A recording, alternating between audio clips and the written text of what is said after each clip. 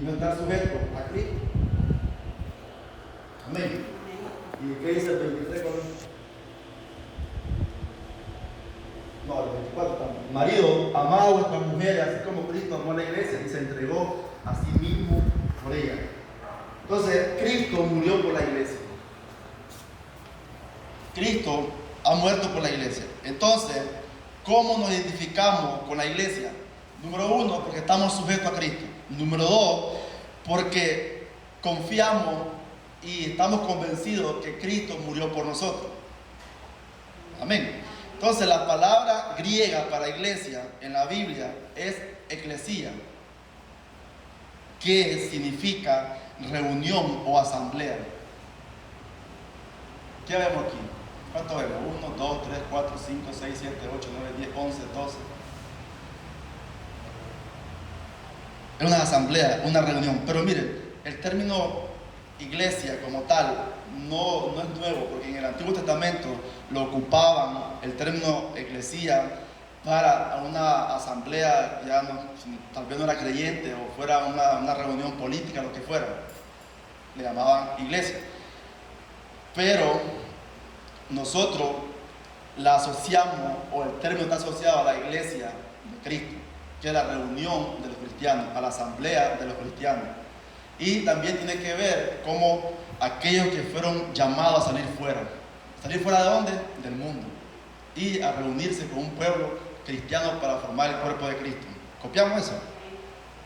Ahora, otro punto. ¿La iglesia de quién es? Es de Jesucristo. ¿Por qué la iglesia es de Cristo? ¿Por qué la iglesia le pertenece a Él? ¿Por qué es su iglesia? ¿Alguien que me diga? Si yo compro ese parlante, ¿de quién es? Mío. ¿Por qué? Porque yo lo compré. Entonces, ¿quién compró la iglesia? Entonces, por eso es de Él, porque Él la compró. Hechos capítulo 20, versículo 28. Mire que estamos diciendo cosas básicas que ya sabemos, pero se nos olvida muchas veces, porque la iglesia no es del Papa, no es de un apóstol, no es de un pastor, es de Cristo. Hechos 20, 28. Hechos capítulo 20, versículo 28. Por tanto, mirad por vosotros y por todo el rebaño en que el Espíritu Santo los ha puesto por obispo, para apacentar la iglesia del Señor, la cual ganó por su propia sangre. Entonces ahí estamos claros que la iglesia es de Cristo y no es de un hombre. No es de un hombre, ¿verdad? Mateo 16, 18. Mateo capítulo 16, versículo 18. El Señor Jesús, refiriéndose al apóstol Pedro, hablando, le dice: yo también te digo que tú eres Pedro, y sobre esta roca edificaré mi iglesia, y las puertas del Hades no prevalecerán contra ella. Y sobre esta roca edificaré, ¿qué? Mi iglesia. No le dice a Pedro tu iglesia. Entonces, no es la iglesia de Pedro, como muchos creían. Es la iglesia de Jesucristo. Y sobre esta roca voy a edificar mi iglesia. Entonces, la iglesia cristiana como tal se hace presente por primera vez, ¿cuándo? Cuando estaban reunidos 120, una comunidad estaba ahí cristiana. Desde entonces se hace presente la iglesia cristiana. Estaban reunidos por primera vez con la fe, con fe. Ellos estaban ahí por fe. Jesús les dijo: no se muevan de ahí. Ellos no se movieron. Y al no moverse y al confiar y estar unidos ahí, estar ahí esperando, vino el derramamiento del Espíritu Santo. Y entonces surge como tal la iglesia. Y ellos comienzan a predicar el evangelio. Entonces, eso se da como, ¿cuándo surge la iglesia cristiana? Cuando estaban reunidos los discípulos de Jesús, ¿verdad? Habían 120 reunidos. Y el Espíritu Santo desciende sobre una comunidad que ya existía, escuche bien, que ya existía. Amén. De manera que los cristianos son la iglesia. El cristiano no está en la iglesia. Ojo, muchas veces nosotros nos confundimos. Estoy en la iglesia. Sí, está bien. Pero eso suele suceder, que después lo confundimos con el edificio. El cristiano es la iglesia. El cristiano no está en la iglesia. ¿Me copió eso? Es la iglesia. Ok, puede ser que el cristiano esté en la iglesia, pero con las demás iglesias. los demás miembros que conforman la iglesia. Entonces las cuatro paredes no conforman una iglesia. Las cuatro paredes no son la iglesia, sino que son los creyentes quienes constituyen la iglesia. Los creyentes constituyen la iglesia. Hoy salimos de acá después que terminemos el servicio y ya no es iglesia acá, porque la iglesia se fue. Y seguimos siendo iglesia, pero estamos cada quien unidos en el espíritu, en su casa. ¿Por qué digo esto? Mire, porque es normal que la gente comience a idolatrar o a templos hechos con manos humanas. Obviamente, en este momento, este lugar se ha convertido en un lugar santo ahorita. Porque está la iglesia del Señor reunida. Está la iglesia del Señor reunida. Entonces, vamos a ver como segundo punto, lo que no es la iglesia. Lo que no es la iglesia.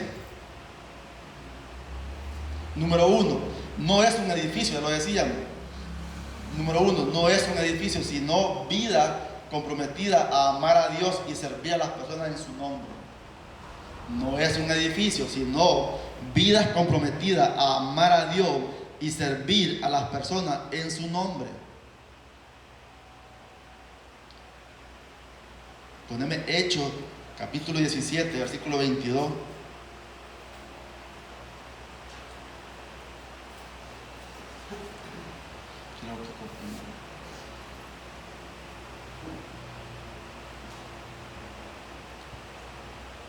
Entonces Pablo, puesto en pie en medio de Areópago, dijo: varones atenienses, en todo observo que son muy religiosos, porque pasando y mirando vuestro santuario, hallé también un altar en el cual estaba esta inscripción: al Dios no conocido, al que vosotros adoráis, pues sin conocerle, es a quien yo les predico o les anuncio.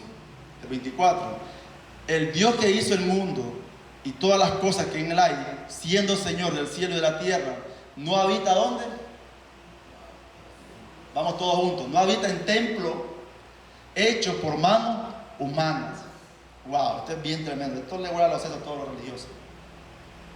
Esto nos vuela los sesos porque muchas veces queremos poner de primero a un templo construido por hombres y no a la iglesia verdadera, a la gente humana. Y Pablo le dice a los atenienses: esta gente era muy religiosa. Y usted le dice: observo que son muy religiosos. Observo que son muy religiosos. Porque pasando yo por acá, dice, yo he visto sus santuarios cómo los tienen, llenos de imágenes, llenos de esto, y cómo adoran más el santuario que la gente. Y usted dice, se les olvida que, y tienen algo que escrito ahí: al Dios no conocido. A ese Dios yo les predico. Y ese Dios que yo les predico no habita en templo hecho por hombre. Esto es bien tremendo, ¿no? Mire, y esto fue lo que Jesús quiso romper, ese esquema religioso que tenía la mujer samaritana. Y la mujer le dice a Jesús: mira, Jesús, el problema es que nosotros adoramos aquí y ustedes dicen que es allá en el templo. ¿Qué le dice Jesús? Mujer, mira, yo te voy a explicar algo. Llegó la hora ya, cuando no es ni aquí ni allá, sino que los verdaderos que me van a adorar en espíritu y en verdad. Estés en tu casa, estés en la iglesia, estés donde estés, me vas a adorar. Esto es bien tremendo, porque hoy en día tú puedes ir desde casa, en tu cuarto, y empezar a orar, a clamar a Dios. Ya no tienes que ir a un templo para poder buscar esa presencia. ¿Sí o no? Número 2, la iglesia no es un teatro. La iglesia no es un teatro. ¿Por qué digo esto? Porque hoy en día las iglesias están llenas de tantas, no sé, parecen discotecas muchas veces. Y están llenas de tantas cosas, de actividades religiosas, llenas de danza. No estoy en contra de la danza, pero no puede ser solo danza, hay muchas danzas. Porque la iglesia no es un teatro. No estoy en contra de las actividades que se pueden hacer un día, una vez al año, hacer una celebración y hacer una danza, un drama de los niños, está bien. Pero no podemos confundir la iglesia como un teatro, como una escuela pública donde te enseñan cosas. No, la iglesia es para escuchar la palabra del Señor. La iglesia no es un teatro. Entonces la celebración de un culto cristiano no es espectáculo donde la gente va a divertirse, va a pasar un rato bien. No, la iglesia es donde la gente va con un corazón quebrantado y dice: háblame porque estoy quebrantado. corrígeme, y sos confrontado con la palabra. Por eso la palabra es descrita como una espada, porque te va a doler. Y si la prédica no dolió, entonces no estuvo buena. ¿Sí o no? Tiene que dolerte, porque la palabra es descrita como una espada que traspasa. Y cuando algo filudo traspasa, te duele, ¿sí o no? Entonces, si no duele, no estuvo bien la prédica. Muchas veces queremos acomodar las prédicas para que el creyente nos aplauda y diga qué bien estuvo la prédica. Pero cuando el pueblo es confrontado con la verdad, pocos te van a decir es cierto.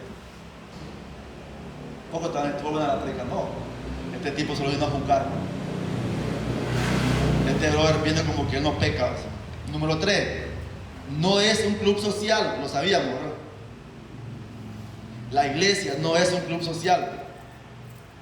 No es un club privado a que se asiste con el único fin de saludar a los amigos y comer algo.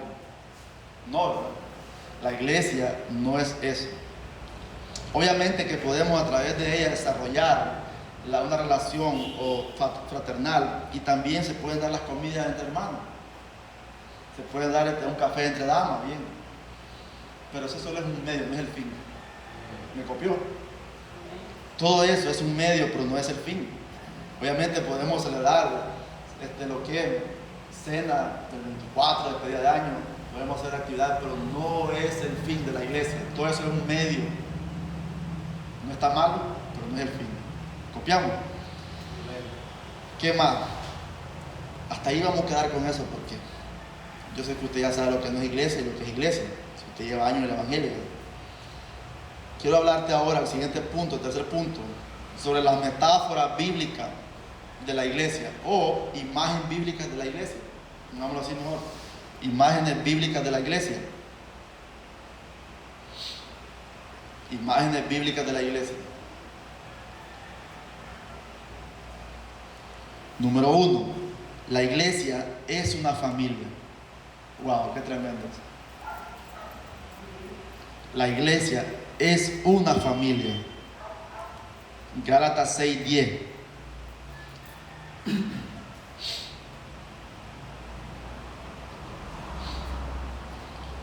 Así que según tengamos oportunidad, hagamos bien a todos, y mayormente a quién, a los de la familia de la fe. Entonces vemos aquí bíblicamente que la iglesia es una familia comprada por la sangre del Cordero. Entonces es una familia, por lo tal debemos de vernos como una familia, no como alguien que solo viene un domingo, como un club social y ya. No, la iglesia es una familia, y la familia se convive, ¿no? Se vive. Usted con sus hijos, sus nietos viven y tienen, aunque ya estén lejos ellos, pero ahí está llamándolo, ¿sí o no? Oscar a los hijos estaba pendiente, porque es una familia, ¿no? Igual la iglesia cristiana es una familia. Gloria a Dios hoy en día por los teléfonos, porque podemos estar más conectados. Podemos tener grupos de WhatsApp, de poder ahí, mira, estoy mal, ora por mí, mira un versículo bíblico, pase. Buenos días.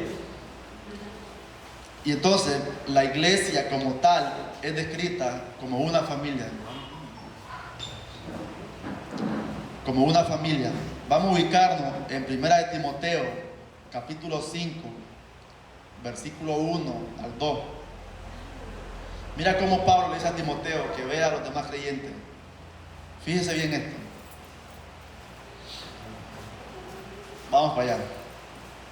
1 de Timoteo 5, 1 al 2. ¿Qué le dice Pablo? No reprendas al anciano, sino exhórtale como ¿qué? Como un padre. Ahí estamos primero ya. Entonces, un padre que es de una familia. Y después, ¿qué dice? A los más jóvenes como hermanos. Después dice a los ancianos, a las ancianas como a madres, a las jovencitas como hermanas. Creo que no necesitamos más versículos de la Biblia para saber que la iglesia es una familia, ¿verdad? Y que tenemos que vernos como hermanos, y que somos hermanos, hijos de un solo padre, ¿sí o no? Esto es bien tremendo, ¿sabes? Esto me llena de mucho entusiasmo, y hoy en día poco hemos entendido lo que significa esto, la profundidad de esto, de ser una familia. Porque estamos envueltos en tantas cosas religiosas que se nos olvida que somos familia. Se nos olvida que somos familia. Esta imagen nos exhorta a que debemos tener una relación profunda entre los hermanos, no superficial. Escúchenme bien. Lo que se nos presenta en este cuadro nos exhorta a tener una relación profunda entre nosotros los hermanos. No solo acá, con todas las iglesias cristianas. Con todas las iglesias cristianas. Debemos tratarnos unos a otros como una familia legal. Porque somos legal, ¿verdad? Familia comprada por la sangre. Cristo derramó su sangre. Y dice que de esta misma sangre somos linaje todos nosotros. Qué tremendo. Escúcheme, yo quiero que yo le hable hoy. Y usted diga, el Señor habla. Y que usted pueda llevarse de 1 Timoteo 5:1. Y pueda decir que a los ancianos verlo como padre. Que a las demás hermanas veanla como hermana. Que a las ancianas que la vean como madre.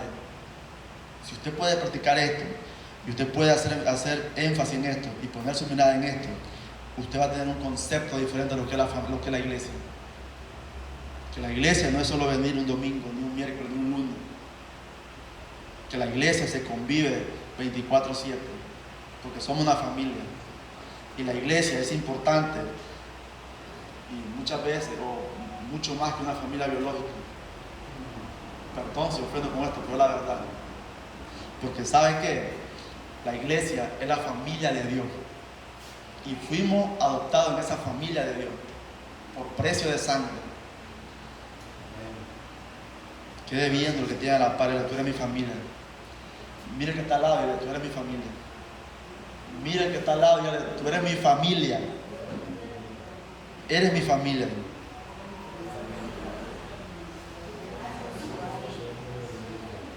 Somos familia en Cristo Jesús. Segunda imagen, una imagen agrícola. Una imagen agrícola. Juan 15:5.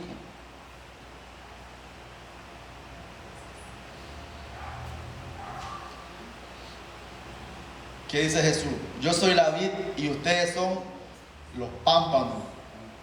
El que permanece en mí y yo en él, este lleva mucho fruto, porque separado de mí nada podés hacer. Tremendo esto.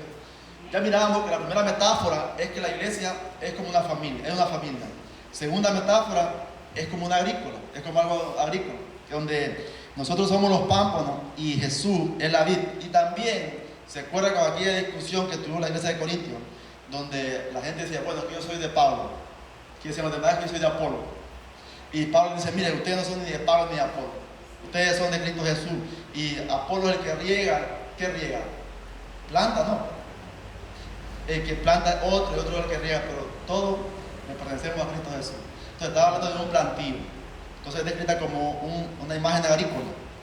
Número 3, imagen de un edificio o templo, que ya lo vimos, ¿no? La iglesia es descrita como un edificio o templo. 1 Corintios, capítulo 3, versículo 9. 1 Corintios 3:9. Porque nosotros somos colaboradores de Dios y vosotros sois labranza de Dios, edificio de Dios. Edificio de Dios. 1 Pedro 2:5, para que vayamos. 1 Pedro, capítulo 2, versículo 5. Vosotros también, como piedra viva, sed edificados como casa espiritual.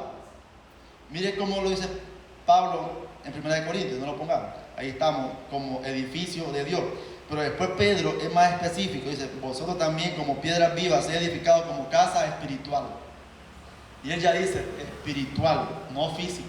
Entonces no somos una casa física, somos una casa espiritual. Entonces esta imagen de un edificio o templo nos da una clara idea de lo que Dios quiere hacer con la iglesia, o lo que Dios está haciendo, o la intención de Dios para la iglesia.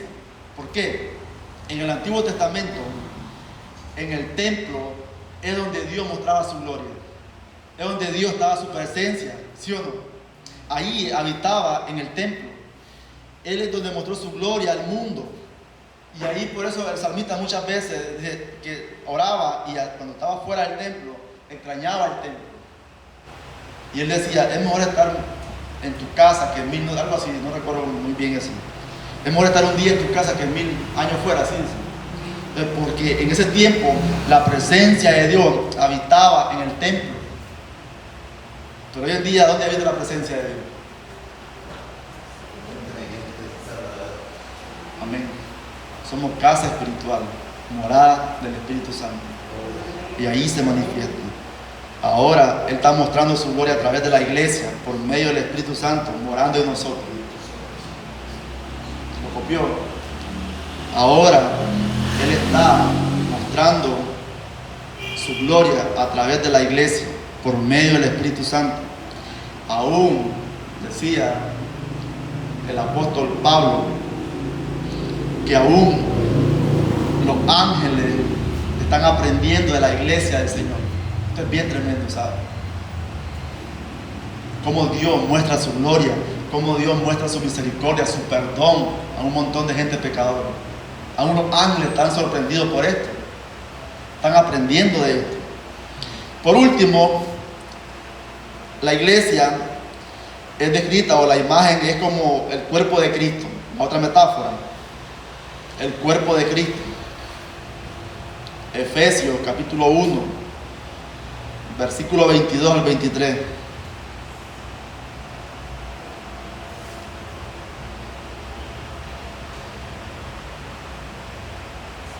Efesios 1, versículo 22 al 23. Y sometió todas las cosas bajo sus pies y lo dio por cabeza sobre todas las cosas a la iglesia, la cual es su cuerpo, la plenitud de aquel que todo lo llena en todo. Entonces, la iglesia acá es descrita como un cuerpo, o la imagen acá es como un cuerpo. Usted puede imaginarse la del cuerpo, el cuerpo de nosotros, la cabeza es Cristo. Pero ¿cuál es la lección que nos da aquí el Señor? Número 1, la unidad de la iglesia. Porque el cuerpo todo está unido. Si te lastimas el dedo, sientes todo. Todo el cuerpo reacciona. Entonces, lo de la imagen acá es que la iglesia debe estar unida. Es la unidad de la iglesia. Ya le voy a explicar. Que debemos de vivir como un solo cuerpo, no separado. No separado. Número 2, que debemos apreciar la diversidad de dones que tienen los diferentes miembros. Amén. Por eso la iglesia no es una corporación, sino un cuerpo. ¿Me copió?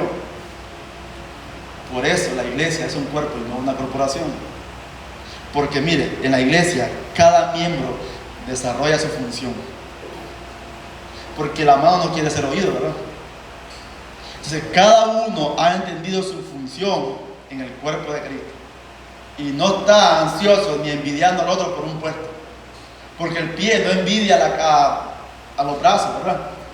Él hace su función genuinamente. Y es más, en las corporaciones o en las empresas usted va a ver muchas veces el deseo de superarse, de llegar hasta gerente, ¿sí o no? Va con ese sueño. Y está mal, no, está bien. Pero en el cuerpo de Cristo, cada uno hace su función a lo que Dios te ha llamado a hacer. Por eso es descrito como un cuerpo. Todos debemos usar nuestros dones para el bien de todos, para la edificación del cuerpo de Cristo. Cada uno en el don que Dios te ha dado, ejerciéndolo para el bienestar de tu prójimo. Esto es importante, ¿sabes?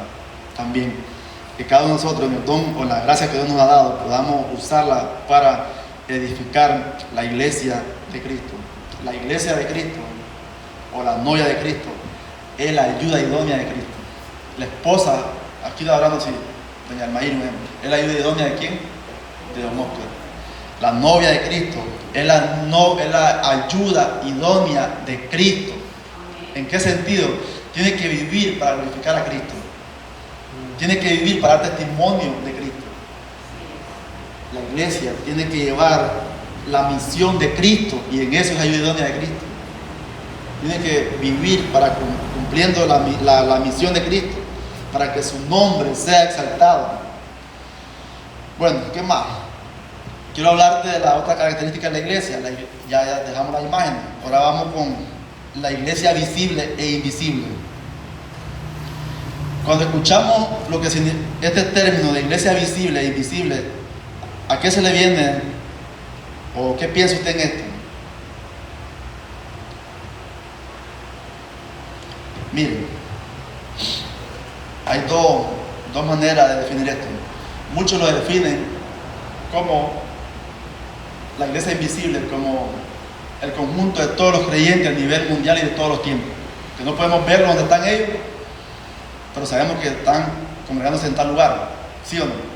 Otros lo definen de otra manera. Dice, voy a leerlo textualmente, se trata de la verdadera iglesia, aquellos cristianos genuinos. Aún no podemos ver esta iglesia.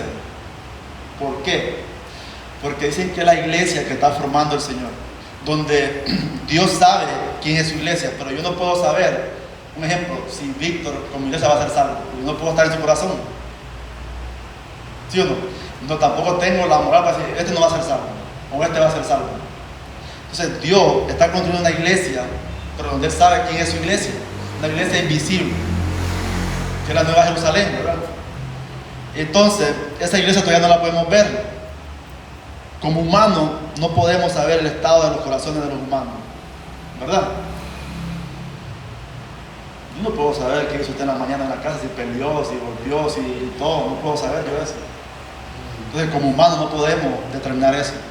Entonces, es una iglesia invisible. Pero podemos ver a aquellos que asisten a la iglesia o que han hecho una profesión de fe, que esa es la iglesia visible. Y esa es la iglesia visible. Incluye a todos aquellos que profesan a Cristo y dan evidencia de su fe por los frutos. Esa es la iglesia visible. Pasemos al siguiente punto. La iglesia local y universal. La iglesia local y universal. Y vamos a definir lo que es la iglesia local. Un grupo de creyentes que se ponen de acuerdo y cumplen con los criterios bíblicos para una iglesia. Si lo va a copiar, lo dicto de nuevo. Un grupo de creyentes que se ponen de acuerdo y cumplen con los criterios bíblicos para una iglesia, que va desde unas pocas personas en un hogar privado hasta un grupo más grande. Una vez más, que es una iglesia local, es un grupo de creyentes que se ponen de acuerdo y cumplen con los criterios bíblicos. Esto es muy importante, subrayar criterios bíblicos, y cumplen con los criterios bíblicos para una iglesia, que va desde unas pocas personas en un hogar privado hasta un grupo más grande. Y usted va a decir, este tipo puso hogar privado porque estamos en su casa. No, yo le dije, quiero predicar conforme a la Biblia, no conforme yo piense. Entonces, lo repito, un grupo de creyentes que se ponen de acuerdo y cumplen con los criterios bíblicos para una iglesia, que va desde unas pocas personas en un hogar privado hasta un grupo más grande.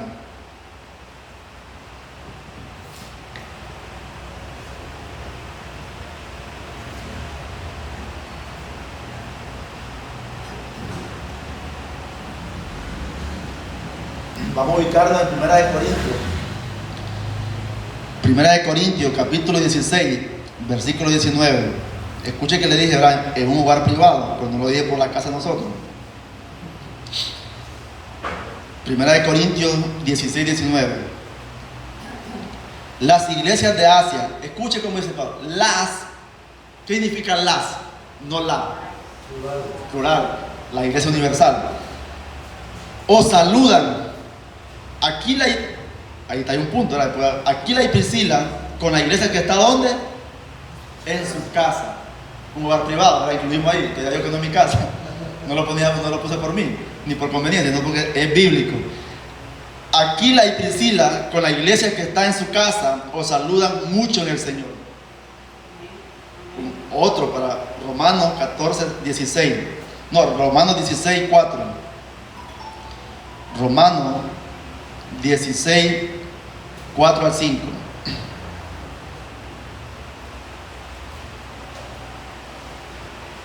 También.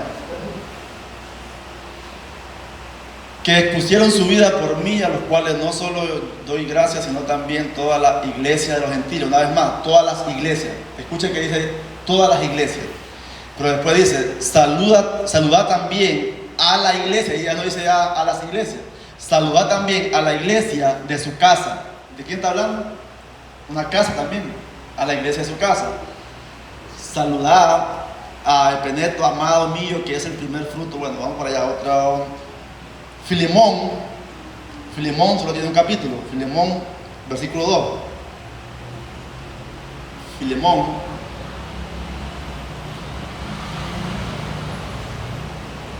versículo 2.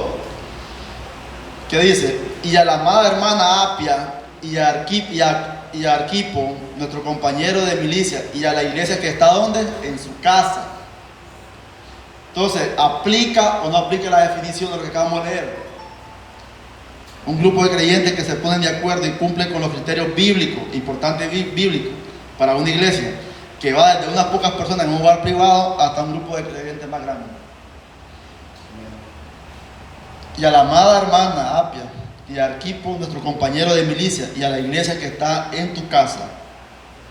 Ahora, la iglesia universal, ¿cómo podemos definirla? Si ya tenemos la definición de iglesia local, ¿cómo definimos iglesia universal? ¿Cómo podríamos definir la iglesia universal? Si ya tenemos lo que es iglesia local, entonces fácilmente un grupo de todos los verdaderos creyentes que forman parte de una iglesia local, ¿sí o no?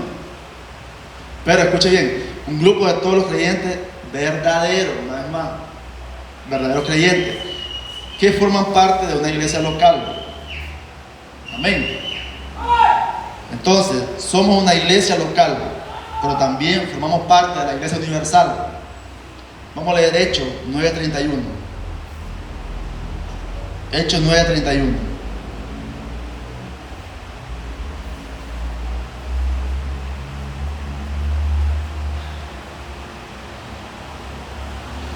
Entonces las iglesias tenían paz por toda Judea.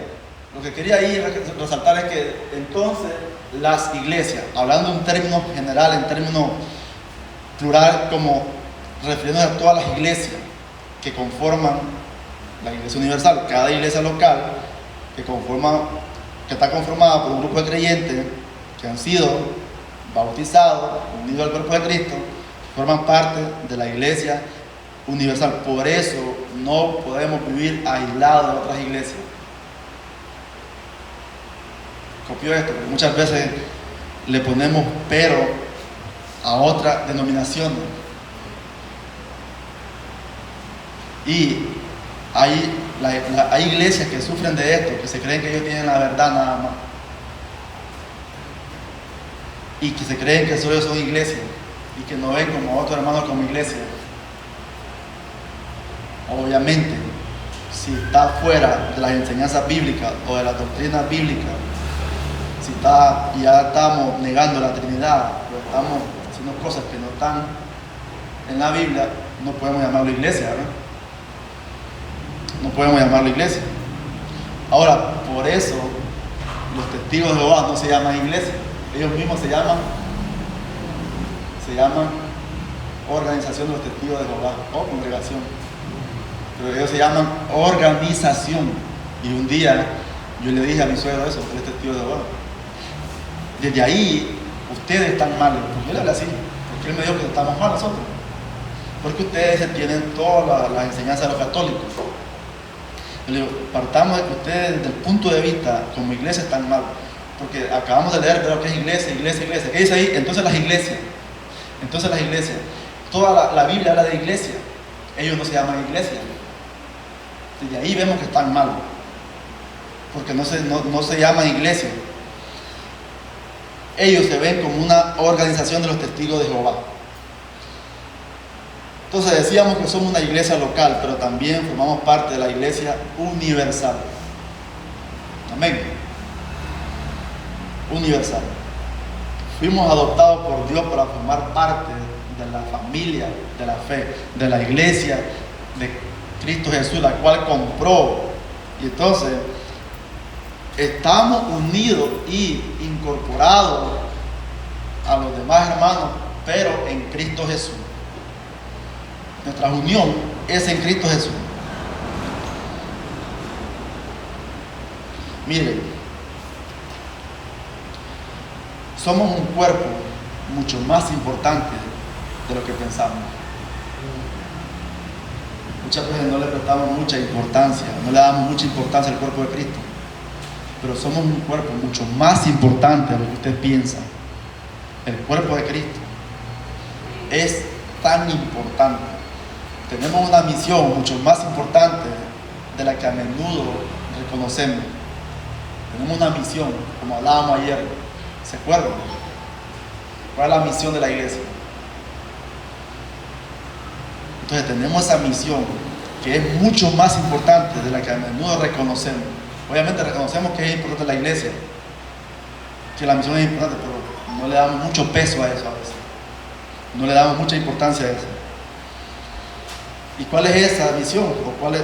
Representar y ser el rostro de Jesucristo a las naciones a través de la predicación del Evangelio. Representar a Cristo Jesús. Porque dice que somos embajadores ¿de quién? De Cristo Jesús. Y la reconciliación que llevó a cabo en la cruz del Padre con los hombres que estábamos enemistados con Él, se la encomendó a nosotros para que vayamos y prediquemos el Evangelio. Entonces, ser parte de la iglesia de Cristo significa que tenemos deberes y responsabilidades mucho más importantes muchas veces que nuestros trabajos seculares. ¿Copió esto? Ser parte de la iglesia de Cristo significa que tenemos deberes y responsabilidades mucho más importantes que nuestros trabajos o cualquier otra cosa de este mundo. ¿Sí o no? ¿Acaso Jesús nos dijo, buscad primeramente el reino de Dios y su justicia?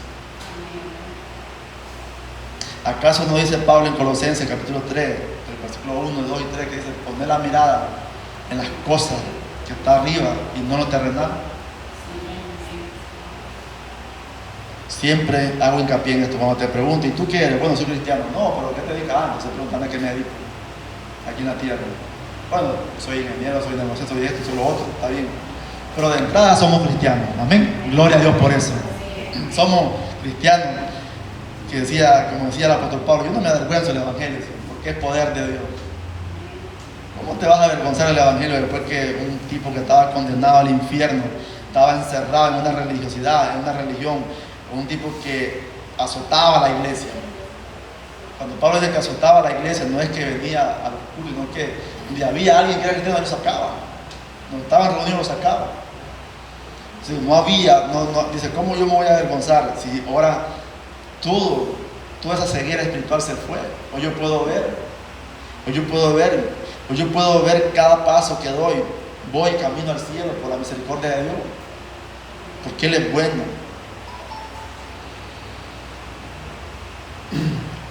Vamos, siguiente. ¿Qué punto llevamos? ¿Cuántos puntos llevamos? Creo que ya no. No, es que ahí solo era un punto ahí. Solo era local y universal, pero ¿cuántos incisos llevamos? ¿3 o 4? 3, vamos. 3 incisos. Entonces vamos número 4, los atributos de la iglesia. Los atributos de la iglesia.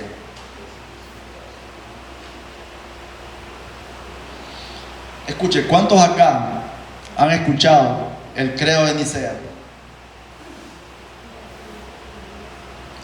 Estamos en el siguiente punto, los atributos de la iglesia. ¿Usted ha escuchado sobre el credo de Nicea? Lo hemos escuchado porque antes cuando éramos católicos. Lo hemos escuchado el credo de Nicea, donde dice, creo en un solo Dios, Padre, todopoderoso, creador del cielo y de la tierra, de todo lo visible e invisible. Creo en un solo Señor. ¿Lo he escuchado? Ese es el credo de Nicea. Y eso es bíblico. Porque hay un solo Dios, ¿sí? Creemos en un solo Dios, ¿sí? ¿Creador de qué? Del cielo y la tierra. El problema fue que le pusieron, y también en la iglesia santa, apostólica, romana, un montón de cosas. Pero vamos a ponerlo como es, como está. No lo copié todo, pero un fragmento. Usted lo puede buscar, anótelo y voy a buscar, pon ahí, buscar el credo de Nicea. Creo en un solo Dios, Padre, todopoderoso, creador del cielo y de la tierra, de todo lo visible y lo invisible. Creo en un solo Señor Jesucristo, Hijo. Creo en el Espíritu Santo, Señor y dador de vida, que procede del Padre y del Hijo. Bueno, y al final dice, usted lo va a leer después. Creo en la iglesia, que es una, escuche bien, santa, católica y apostólica. Tremendo. ¿Estamos bien ahí o estamos mal? ¿Estamos bien, verdad?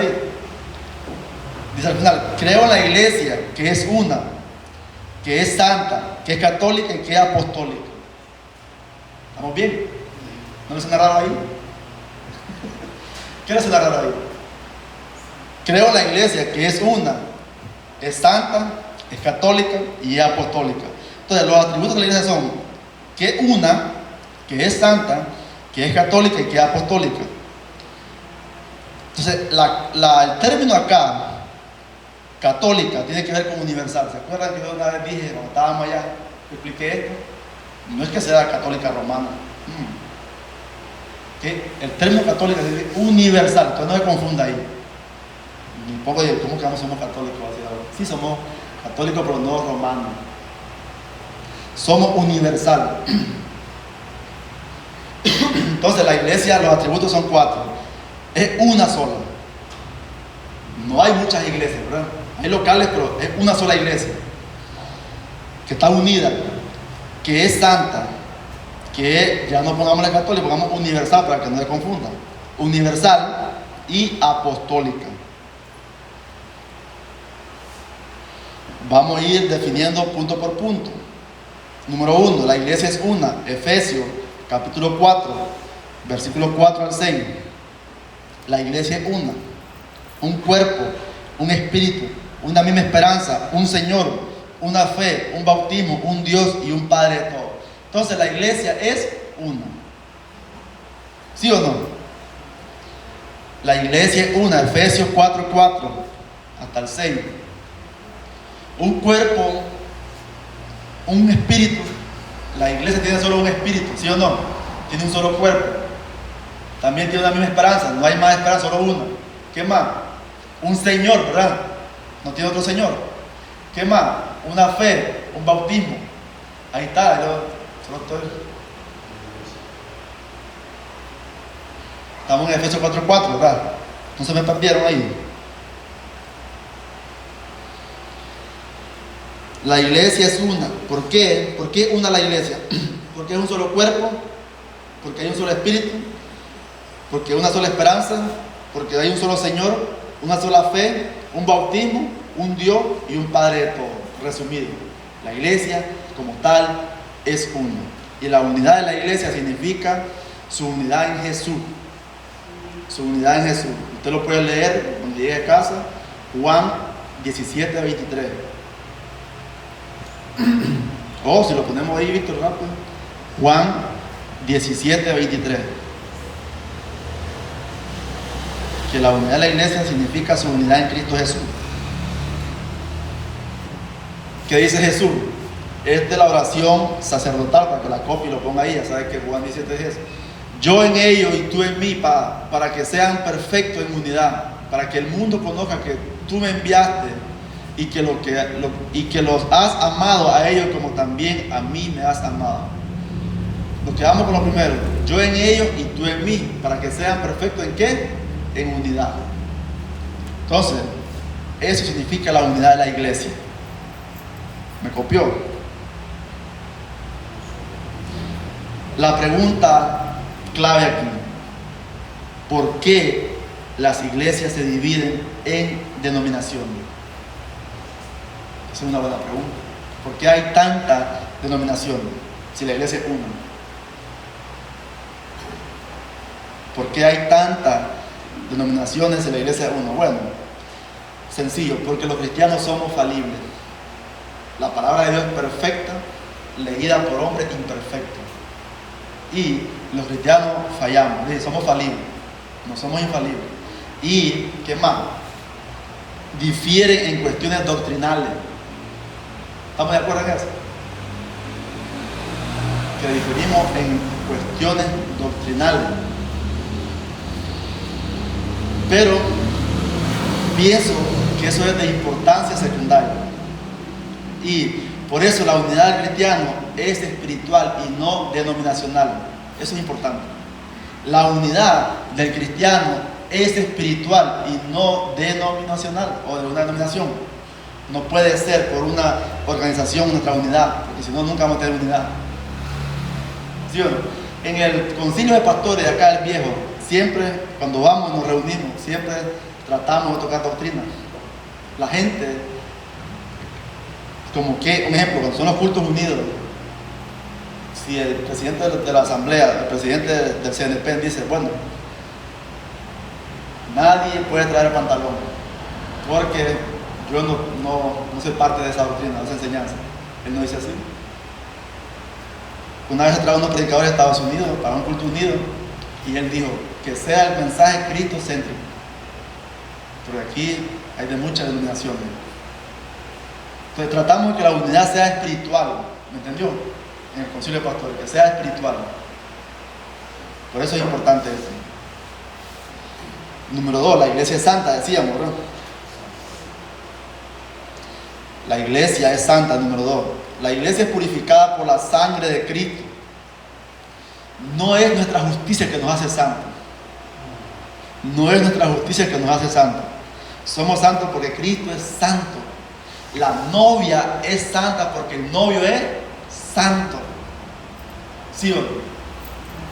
La novia es santa porque el novio es santo, porque el novio la santifica. La novia tiene acceso al trono porque el novio ya entró por ahí.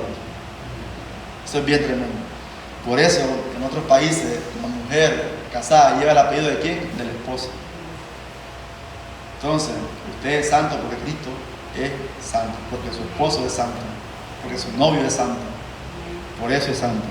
No porque alguien en una denominación dice usted es santa, no, porque Cristo es santo. Obviamente si somos cristianos, ¿verdad? No le puedo decir a todo el mundo, tú eres santo, no sabemos, sino que aquellos que son cristianos. Y cuando digo cristiano, estoy hablando que creen en Cristo, no porque muchas veces estamos mal también ahí. Cristiano es creer en Cristo Jesús y vivir una vida plasmada de fe en Él y negándose, menguando para que Él crezca en nosotros. Amén. Número 3, la iglesia católica. Ya decíamos, ¿qué quiere decir esto? Que básicamente significa universal, no católica romana. Amén. Quiere decir que es universal. La iglesia es universal y ya hablamos de esto, ¿verdad? ¿De acuerdo? Que está formada por todos los creyentes de todos los tiempos. Aquellos que ya murieron en Cristo Jesús, aquellos que todavía estamos aquí peleando la batalla. Amén. Entonces, eso es la iglesia universal. Y número 4, ¿cuál es el número 4? Apostólica, correcto. Entonces, ¿qué significa que la iglesia apostólica? ¿Algún valiente, una valiente ahí que quiera ayudarnos en la clase de hoy? ¿Qué significa que la iglesia es apostólica?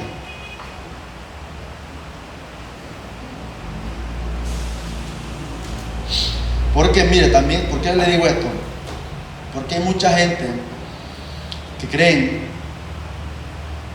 en una forma de los apóstoles, por ejemplo, que el Papa, que los obispos son los sucesores de los apóstoles y que el Papa es el vicario de Cristo, todas estas cosas, eso es la iglesia católica. Pero aún en el grupo evangélico, en el mundo evangélico también hay gente que cree que los apóstoles tienen la misma función de los 12 apóstoles. Y Pablo dijo, yo fui el último, como un abortivo. Eso es bien tremendo saber eso, porque hay muchos que se llaman apóstoles, está bien, se pueden llamar apóstoles porque tal vez fueron enviados, ¿verdad? A levantar una obra, enviados, pero no son apóstoles de la talla de los apóstoles, valga la redundancia, porque la iglesia es apostólica porque está edificada por el fundamento de los apóstoles, Efesios 2:20, por eso es apostólica, Efesios 2:20.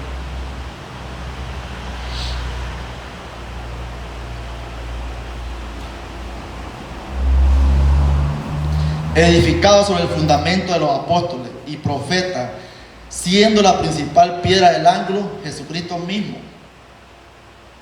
¿Quedamos claros ahí? que está edificada sobre el fundamento de los apóstoles y profetas, siendo la principal piedra del ángulo, ¿quién? Jesucristo el mismo. Hechos capítulo 2, versículo 42. Hechos capítulo 2, versículo 42.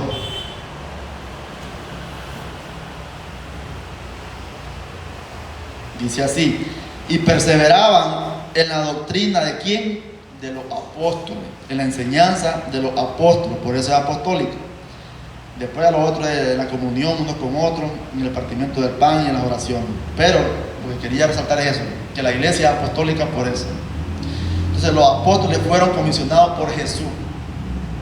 ¿Copió eso? Fueron comisionados por Jesús para representar al mundo y llevar el mensaje, llevar el evangelio en ese momento. Ellos fueron comisionados para difundir el evangelio. Jesús es la piedra angular y los apóstoles sentaron las bases sobre ese fundamento, sobre esa piedra. Entonces, ¿para qué queremos más apóstoles?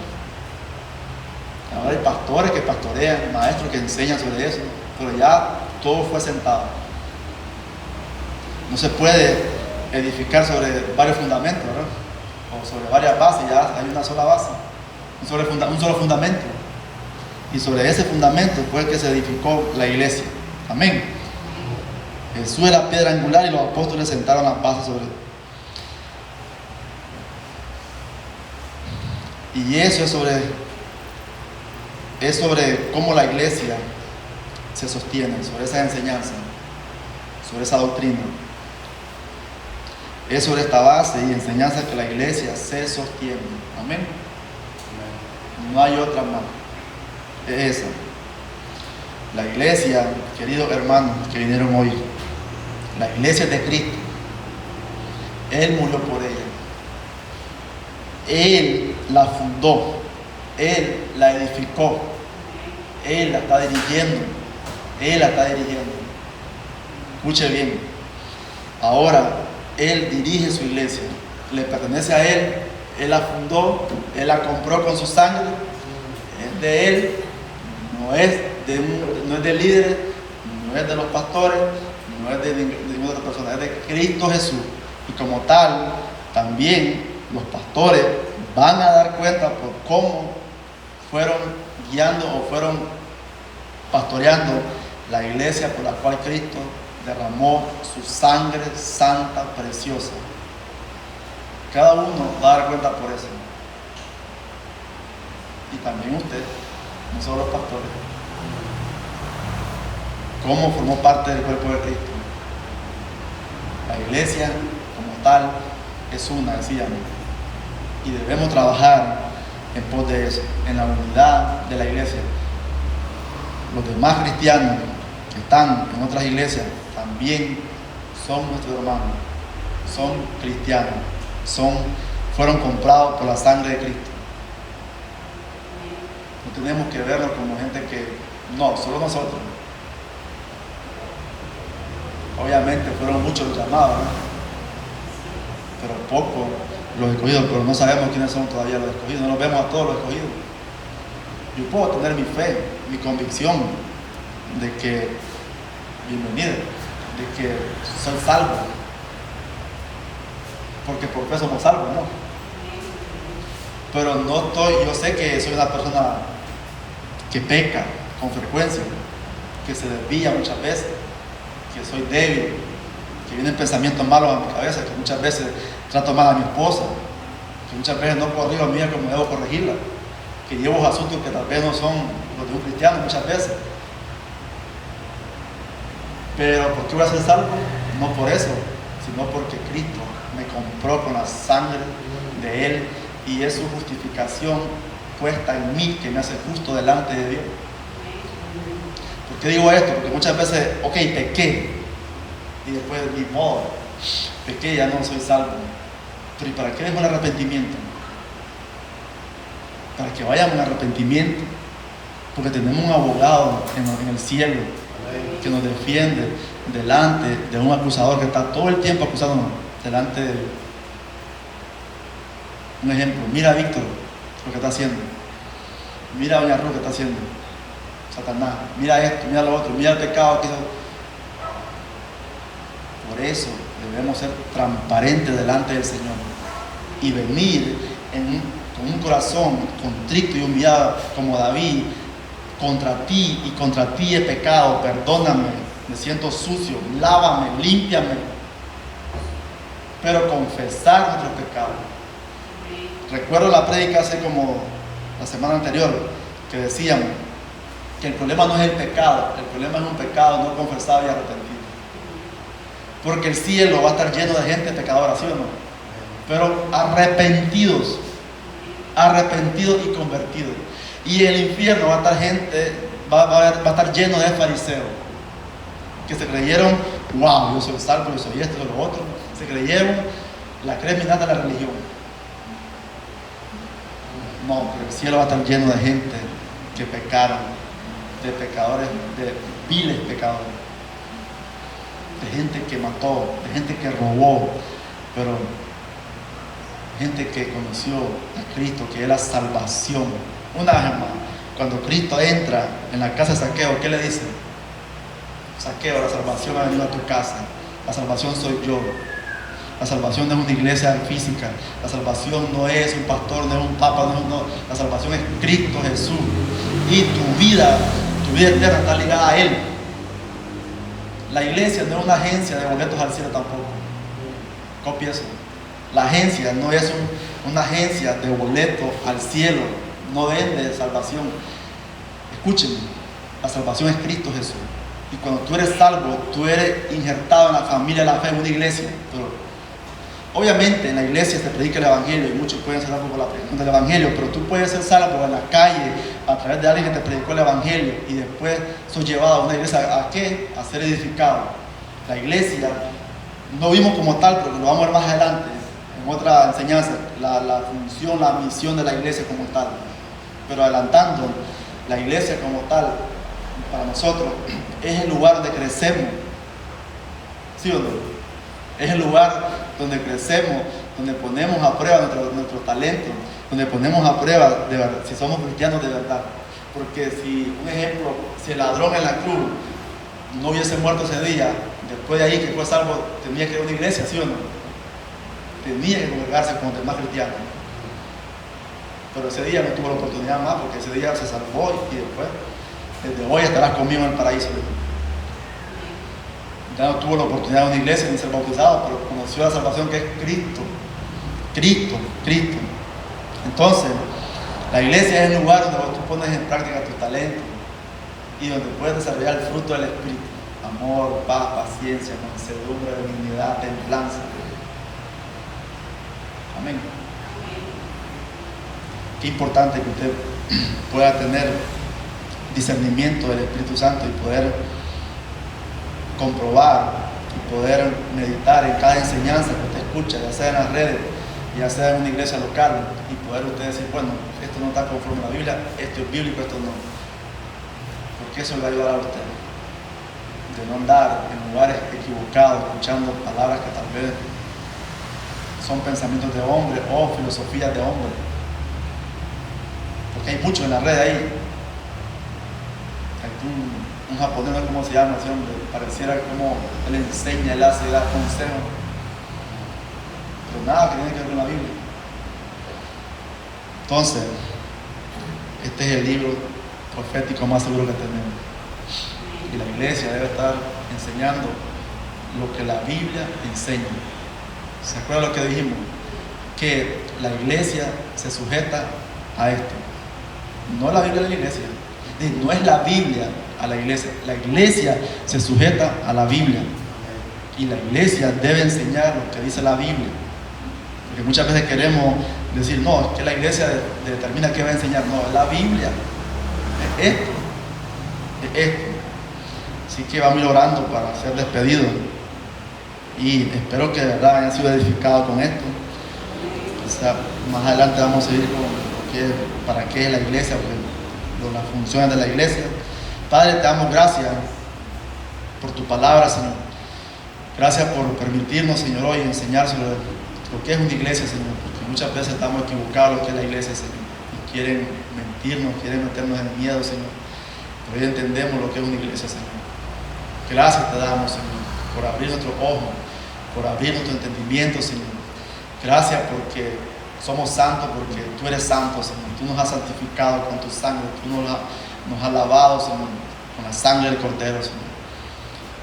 Bendice cada persona que pudo venir hoy, Señor, a escuchar tu palabra, Señor.